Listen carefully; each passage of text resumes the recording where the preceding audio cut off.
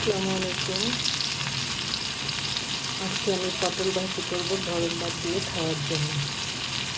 আমার এই ভাজি যদি আপনাদের ভালো লেগে থাকে আমার চ্যানেলটাকে আপনারা সাবস্ক্রাইব করবেন, লাইক, কমেন্টস এবং শেয়ার করবেন।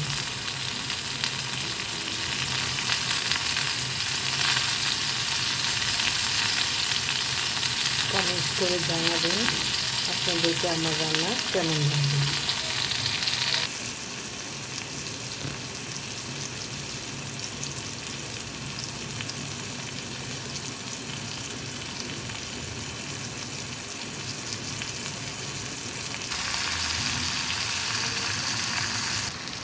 পেঁয়াজ, মরিচ আর টমেটো ভেজে নিয়েছি। এখন এর মাঝে আমি ভাজা পটল ছেড়ে দেবো।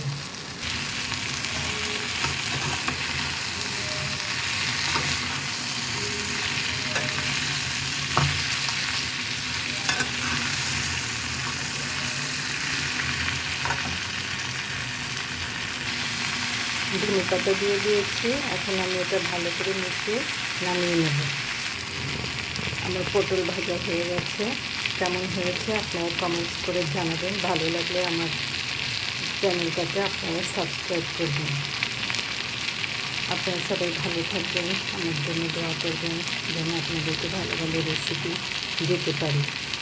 আল্লাহ হাফেজ।